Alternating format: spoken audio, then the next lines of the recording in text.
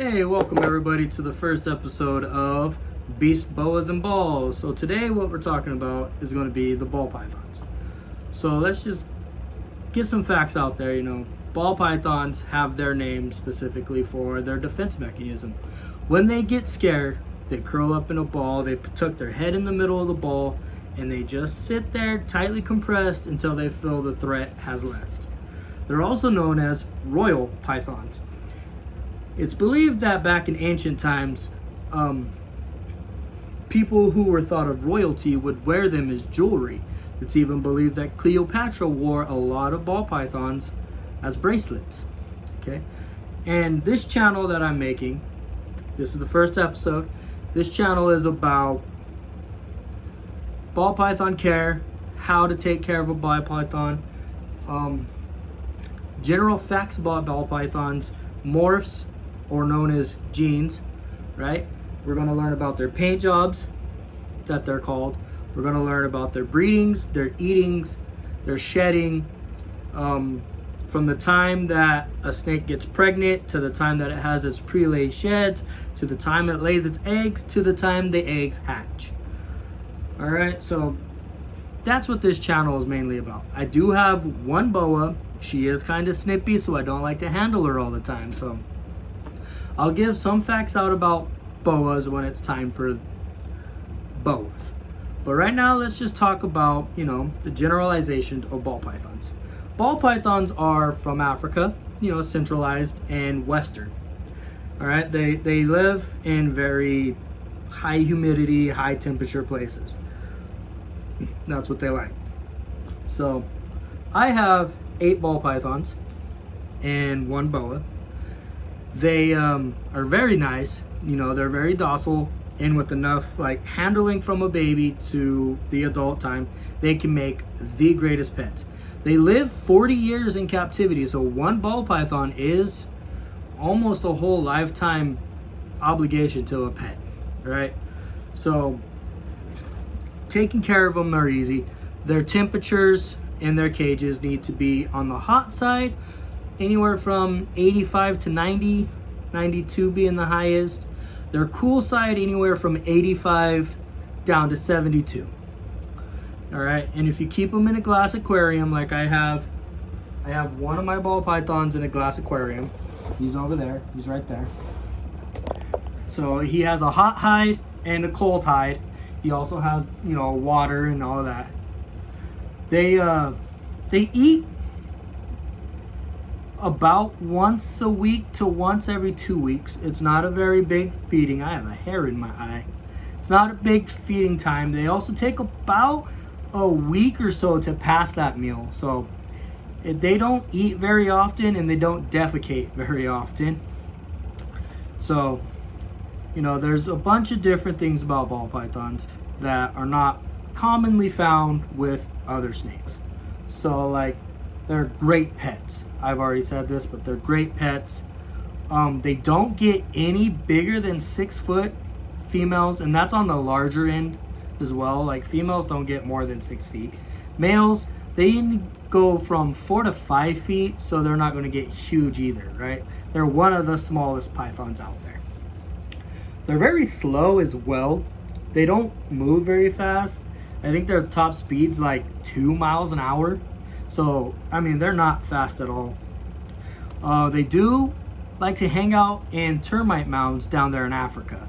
So if you find, if you happen to go to Africa, there'll be plenty of termite hide where you can look into and possibly see ball pythons. And yep, they shed every 5 to 7 weeks depending on how often they're fed.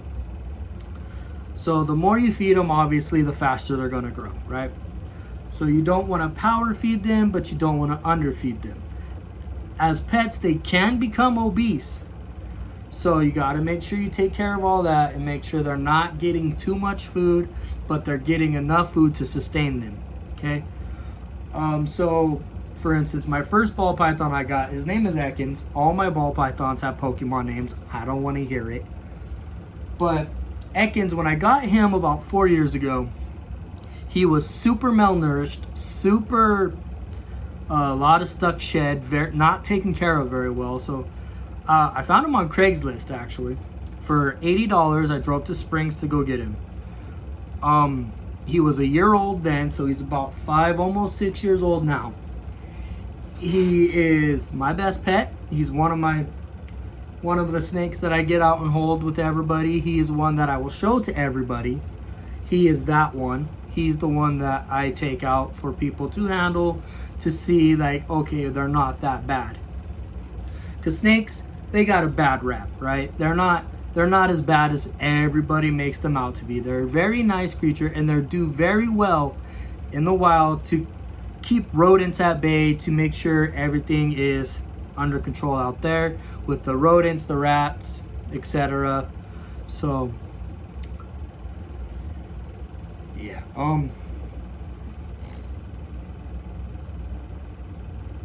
so about the morphs and the genes. Snakes, ball pythons, people have been breeding them for so long that they're getting different types of morphs or genes, if you want to call it that. And the more genes you have in a snake, you know, the more expensive it's going to be. Like Ekans, he's a normal, or what you would more than likely find in the wild. I'll take him out for you real quick to show you guys.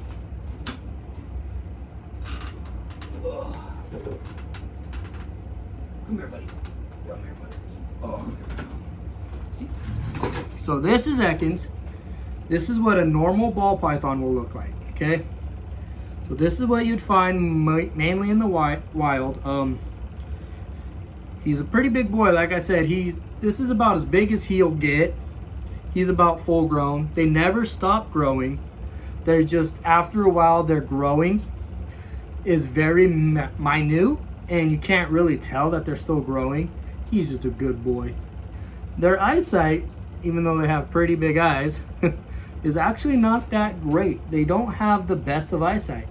How they find their prey and everything else are just like pit vipers, you know, rattlesnakes, copperheads, water moccasins, all have these little pits right under their nose that help them seek out heat. That's their infrared, and that's how they find their food in the wild. Now, they don't eat very often because, you know, they're slow and it takes them a while to digest. So this is what you'd most likely find in the wild, is a guy like this. He's a pretty big boy. He weighs about 7 pounds. He was overweight for a while, so I had to stop feeding him as much as I did.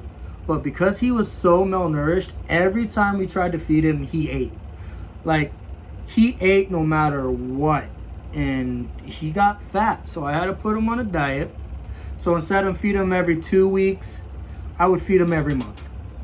Just, you know, to let him get back down to a normal, healthy size, which he is now. He is now a normal, healthy sized ball python. We'll put him back in his cage. There you go, buddy.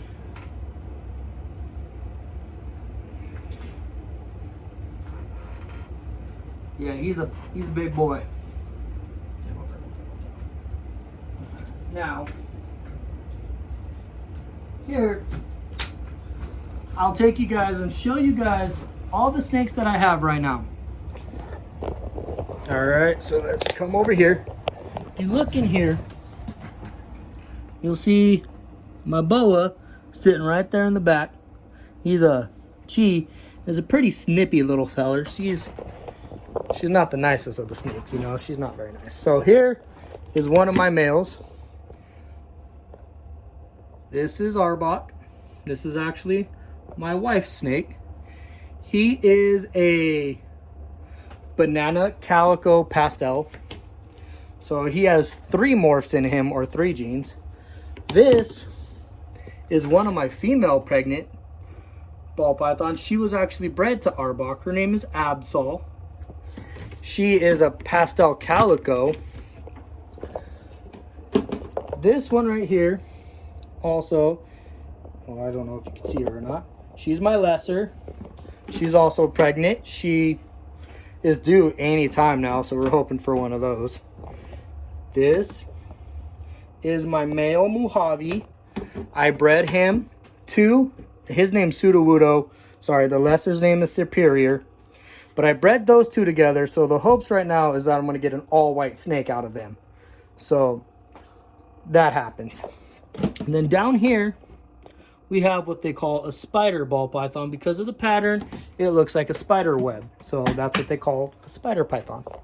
Down here, we have another normal who is smaller. He's on the smaller size. It happens. They change. They change periodically. Right? And then I have another one down here. Okay, this one right here is another normal. I actually just got her from a friend. So, thank you. You know who you are. I appreciate it. All right, everybody. So, leave a like, drop a comment, subscribe, share to your friends. Let me know what you guys want to, ask. Ask it. I'll talk about it in the next video. Here pretty soon is actually going to be feeding time. So, might feed on Friday, maybe Saturday. Not quite sure yet. Got to go to Pueblo to get their food. The only shitty part is there's no place down here nobody down here sells rats. So, but yeah, here pretty soon we're gonna hopefully be getting some eggs, and I'll let you guys know how that is. Drop a like, drop a comment, subscribe, turn that notification bell on, so every time I post a video, you'll be the first to see it. All right, laters.